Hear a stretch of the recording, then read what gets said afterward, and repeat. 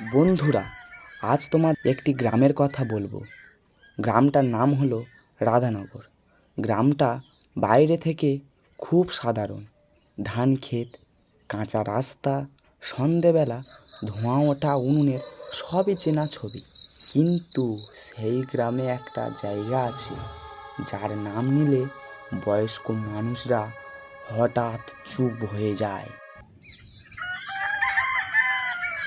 রামু কাকা, আজ এত দেরি করে দোকান খুললে বুঝি? আরে চন্দন, আজ আসতে দেরি হয়ে গেছে।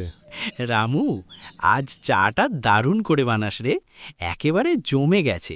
হ্যাঁ কাকা, দারুণ করে বানাও। আজ সকালটা বেশ ভালোই লাগছে। আচ্ছা বাবারা, ঠিক আছে, আজ তোমাদের অন্যরকম চা খাওয়াবো। এমন সময় সেখানে উপস্থিত হলো রাহুল। কাকু, আমাকেও এক কাপ চা দিও তো। ঠিক আছে বাবা, এখানে বসো।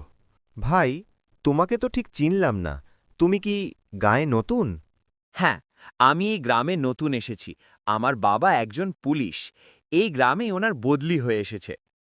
ও, আপনি তো আমাদের নতুন বড়বাবুর ছেলে, তাই না? হ্যাঁ। ভট্টাচার্য মশাই, আপনি কি গ্রামের কথা কিছু শুনেছেন? কি কথা? আমি তো কিছুই শুনিনি। পুরনো পুকুরের সেই মেয়েটার কথা তো আবার গ্রামে শোনা যাচ্ছে। কি বলিস হরি?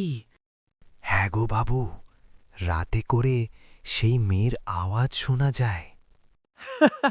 একই কথা বলছেন আপনারা? ভূত পেত বলে আবার কিছু হয় নাকি? হ্যাঁ বাবু, হয়। আমাদের গ্রাম যতটা ভালো তার থেকে বেশি খারাপ।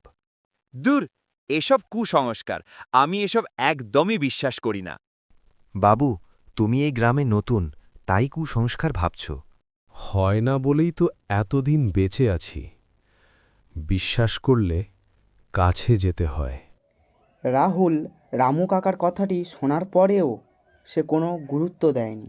কিন্তু সেই দিন রাতে সারা গ্রামে যখন বিদ্যুৎ ছিল না, চারিদিকে অন্ধকার, রাহুল তার রুমের মধ্যে একাই ঘুমোচ্ছে। বাইরে ঝিঁঝি পোকা আর কুকুরের ডাক শোনা যাচ্ছে। এমন সময় হঠাৎ দূর থেকে একটা কণ্ঠস্বর ভেসে আসলো। দাদা, একটু জল দেবে? কণ্ঠস্বরটি খুব পরিষ্কার, মানুষেরই গলা। রাহুল ঘুমাতে ঘুমাতে জেগে উঠে। কে? বাইরে তো কেউ নেই, তাহলে কে ডাকলো? রাহুল কিছুক্ষণ চুপ করে থাকার পর না না, হয়তো আমি ভুল শুনেছি। তন্মুহূর্তে আবার শোনা গেল, দাদা, খুব তেষ্টা পেয়েছে, একটু জল দাও না। কণ্ঠস্বর যেন আরও কাছে থেকে শোনা গেছে। রাহুলের মনের মধ্যে ভয় লাগা কাজ করা সত্ত্বেও কৌতূহল হলো। সত্যি কি মিথ্যে জানি না, গ্রামের লোকজন কেন ভয় পায় আমি নিজেই দেখব। রাহুল তা বলে পুরানো পুকুরের দিকে যেতে লাগলো। পুকুর ঘাটের দিকে চাঁদের আলো, কাঁচা রাস্তা দেখা যাচ্ছে। রাহুল হেঁটে যাচ্ছে, তার পা ফেলার সঙ্গে সঙ্গে শুকনো পাতার শব্দ হচ্ছে। এমন সময় কণ্ঠস্বরটি আবার শোনা গেল। ওই দিকে না, এই দিকে দাদা। রাহুল তখন বুঝতে পারল ডাকটা আসছে পুকুর ঘাট থেকে। পুকুর ঘাটে পৌঁছে সে দেখতে পেল একটা মেয়ে ধাপের ওপর বসে আছে, পরনে লাল শাড়ি, মাথার চুল খোলা। তুমি কে? কিন্তু মেয়েটি মাথা তুলল না, শুধুমাত্র বলল, দাদা, খুব তেষ্টা পেয়েছে, একটু জল দাও না। পুকুর তো সামনে, ওখান থেকে নাও। মেয়েটি খুব ধীরে মাথা ঘোরালো। তা দেখে রাহুল একদম হতভম্ব, কারণ মেয়েটার চোখে নেই, শুধু কালো ফাঁকা গর্ত, সেখান থেকে রক্ত গড়িয়ে পড়ছে। আর মেয়েটা ফিসফিস করে বলছে, আমি তো নিতে পারি না, আমি তো ডুবে গেছি।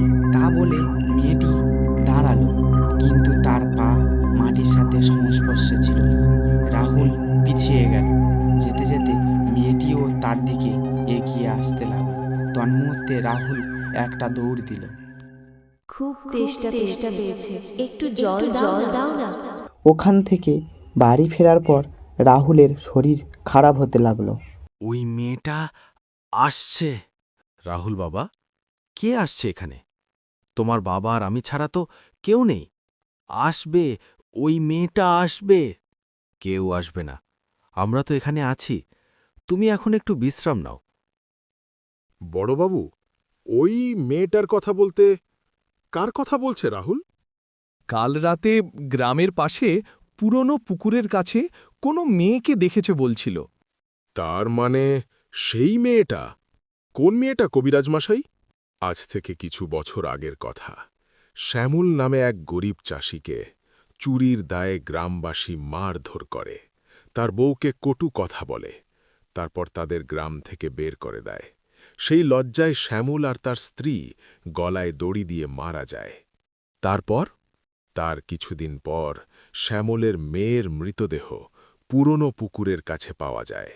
তারপর থেকে কেউ রাতে ওই দিকে যায় না, কিন্তু কেউ ভুল করে গেলেও সে কাউকে কিছু করে না। মনে হয় যেন কিছু বলতে চায়। তার মানে আপনি বলতে চাইছেন রাহুলের কিছুই হয়নি? না, রাহুল খুব ভয় পেয়েছিল, তাই এমন হয়েছে। আমার মনে হয় এত বছর ধরে ওই মেয়েটি কিছু বলতে চায়, যা আমরা এখনো জানি না। আমারও তাই মনে হয়, ও কিছু বলতে চায়।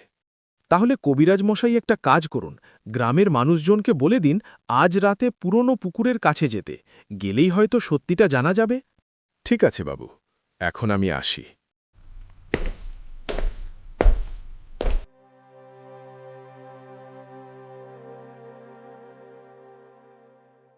হরি, হরি, বাড়িতে আছো নাকি? কে? এই যে, ও কবিরাজ মশাই, বলো কি হয়েছে?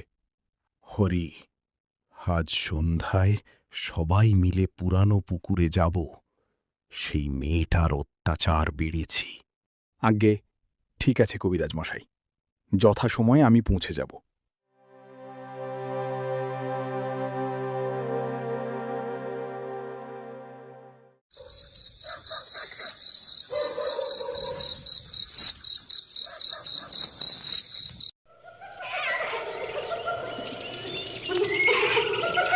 এই মেয়ে, তুই কি চাস?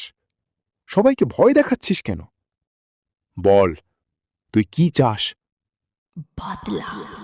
বদলা? হ্যাঁ, বদলা। আমার বাবাকে যারা ফাঁসিয়েছে তাদের আমি ছাড়ব না, বদলা নেব।